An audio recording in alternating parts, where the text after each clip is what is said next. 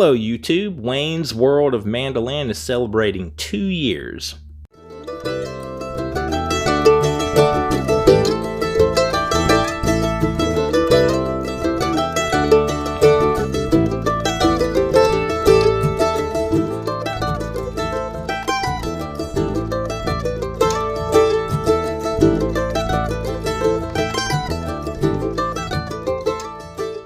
Yep, 2 years have passed, over 2 years actually, since I started the channel. This thing got off the ground right after the COVID-19 pandemic started.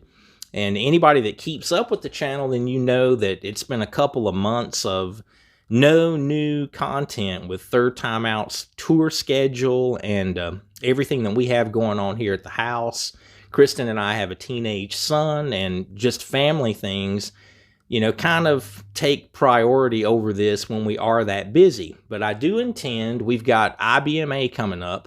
Right after that, things slow down for us. I think a lot of promoters are still a little bit shaky trying to put a band in a theater. A lot of people still don't want to sit next to someone in a close area like that, as we do see some of the COVID numbers come back. But that is going to allow me to get back into the channel. I'm really looking forward to it.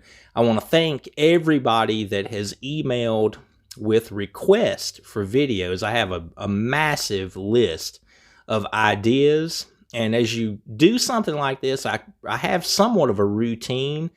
And typically I like to try to create the thumbnails first.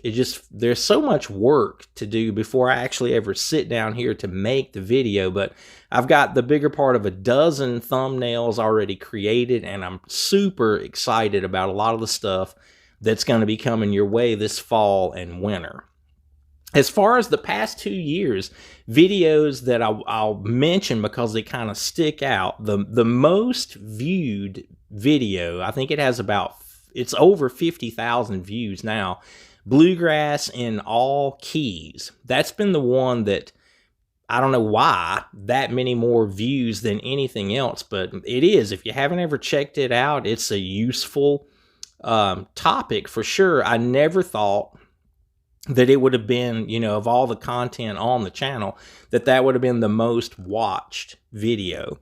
The most fun that I had so far making a video would have to be the McClanahan unboxing. If you guys check that one out, that was a cool day because Wes, the owner of that mandolin, was on his way to the house to pick it up. He still had never played it. Jonathan shipped it to me, and I was able to make that video and get it edited and everything, and actually put it on the channel, and then sent the link to Wes when he was on his way driving down from up in North Carolina where he had been that day.